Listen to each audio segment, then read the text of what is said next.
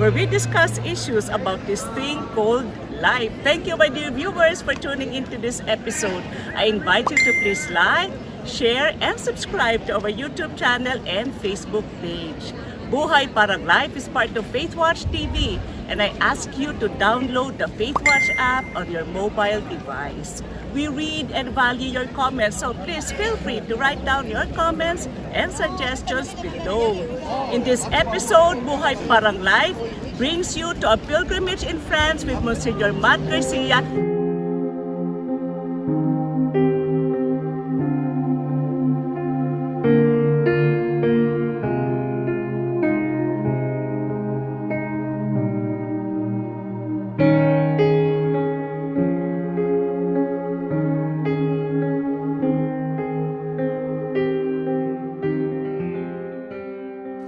We ended France Pilgrimage Part 1 with a visit to the sanctuary of Saint Bernadette in Nevers.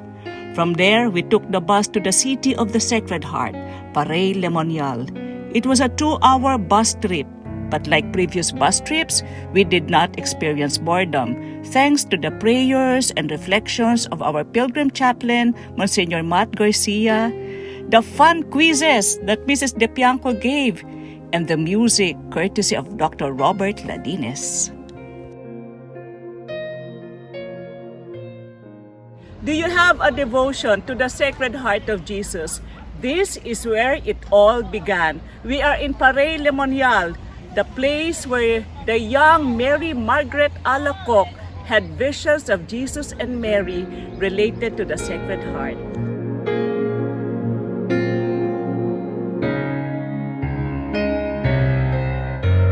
Whenever we look and pray to the image of the Sacred Heart of Jesus, let us remember Saint Margaret Mary Alacoque and thank her for her courage to do the will of God amidst the opposition from some members of her community, on how she managed to have images of the Sacred Heart produced and spread the devotion.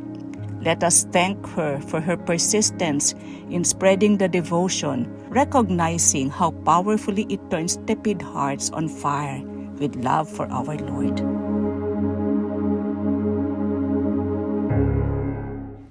In Avignon, we find the Palace of the Popes. In the 14th century, it used to be the seat of the papacy, but became obsolete when the papacy found it necessary to return to Rome, with the conviction of Urban V and Gregory XI that the seat of the papacy could only be in the tomb of Saint Peter. At present, the palace is primarily a tourist attraction, attracting around 650,000 visitors a year. It houses a large convention center and is regularly used as an exhibition center site of many cultural and economic events.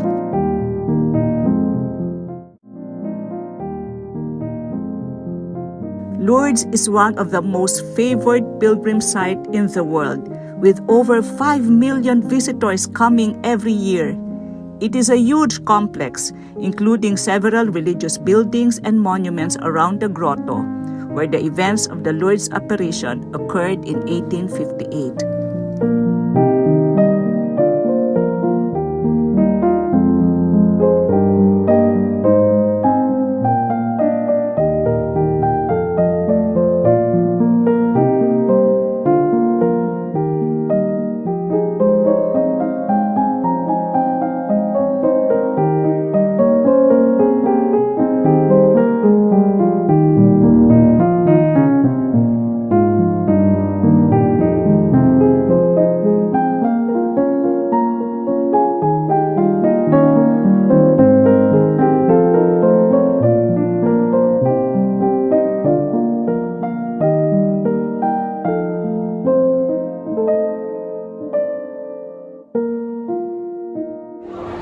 I'm Grace, and I am a devotee of Our Lady of Lourdes because I became a Marian devotee when my kids were young. I wanted them to be. I am scared because I am not. I never took care of a child, so I'm scared and I don't know what to do. It's my first time to be a mom, So I usually pray to Our Lady. And my mom died early too, so there's nobody for me to ask. So I am on my own, so I go to Our Lady. and she did help me. My kids grew up well and healthy, and they succeed in their college life. So from that day on, I said, Mama Mary took care of us. And I always tell my kids to pray and like go to mass, and that because we are blessed. My name is Cynthia Lourdes Maliksi, and I keep coming back here because there's this is a very significant place for me because my birthday is February 11, 1958, which is exactly 100 years after the appearance of Our Lady of Lourdes to Saint Bernadette, which was February 11, 1858. So when I was a child, my mother used to have me wear the white dress with the blue sash, and at age, I think 17, she brought me here for the very first time, and it's always been a significant place for me. And then on my 50th birthday, when it was the 150th anniversary of Our Lady of Lourdes, I came back with my family for another pilgrimage, and then the third time was with a Marian pilgrimage similar to this one. And then the fourth time I came here for a one-week service with my alumni classmates. And I served in the baths, which was a very both prayerful and physical experience, but very wonderful experience nonetheless. And this year's my fifth time for the Marian 2 pilgrimage. So I'm always very happy to be here. It's such a peaceful place and a very prayerful place. And I remember the very first time I came here, everybody is so like gentle and nice and peaceful. And I thought to myself, this is probably what heaven is like. The underground basilica is also called the Basilica of St. Pius X. It houses 52 images, the 15 traditional mysteries of the Holy Rosary, the Stations of the Cross, and we found several photos of the saints, of our favorite saints like St. John Bosco. Also in the underground basilica, we find the relic of St. John Paul II. According to our tour guide, there are 3 rituals that one should do while inside the sanctuary. First of all, of course, one is encouraged to go to the site of the apparition, the grotto, and touch the caves. You will see there in the grotto many people lining up to touch the cave, people praying the rosary inside. And then of course there is the place where you are bathed with the holy water from the grotto. It was a beautiful experience. Like the nun, she prayed with me as she was pouring water over my hands, on my face, and she even asked me to drink a bit. I felt the healing love of our Lord through Our Lady of Lourdes in that ritual. And then there is a lighting of the candles. I remember lighting 5 candles. 1 for members of my family, 1 for my friends, and then the other one I prayed for vocation. The 4th candle I offered for the holy souls in purgatory, and the 5th candle I offered for world peace. I feel very blessed to have been in the basilica, in the sanctuary of Our Lady of Lourdes.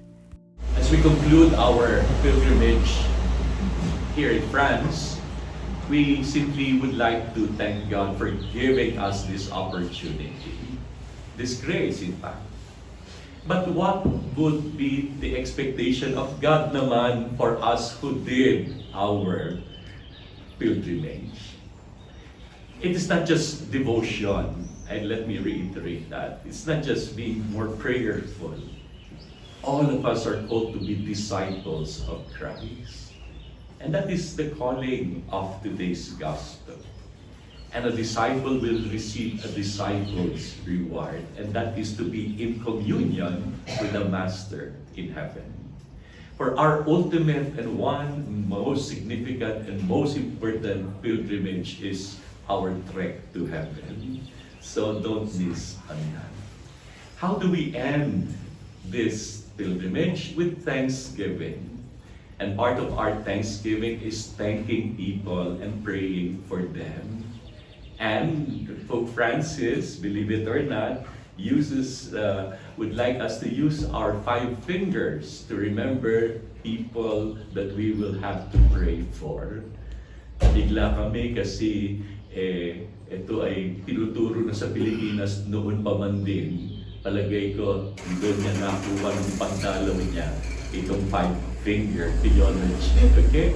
So, what are these 5 fingers and who are these fingers to remind you of for you to pray for? First, the thumb. Pakitaas niya ang thumb. Thumbs up. Do you know the thumb is the closest finger to your heart? Tama? Hindi naman niya iikot pa. No? Look at that. No? So, first and foremost, please pray for your beloved ones. In this Mass, I'm sure you will be reunited with them soon. And so, bring with them the good news that you have learned. Pray for them.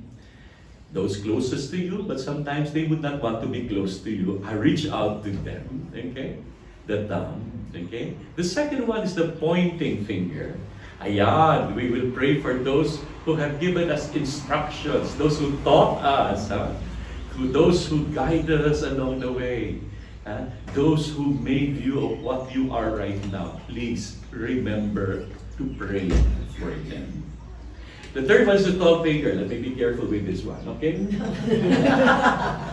The tall finger reminds us to pray for our leaders. Whoever the leader is in the church, in the state, the leader of our pilgrimage, anybody who must have led us along the way or could have led us, then please do remember them in your prayers. They carry with them great responsibilities.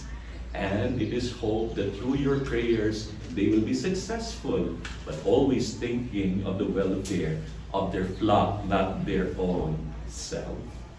And then the fourth one is they say this is the weak finger. However, the physical therapists would disagree with this, because this is where the grip down comes, and it is, of course, your ring finger, right?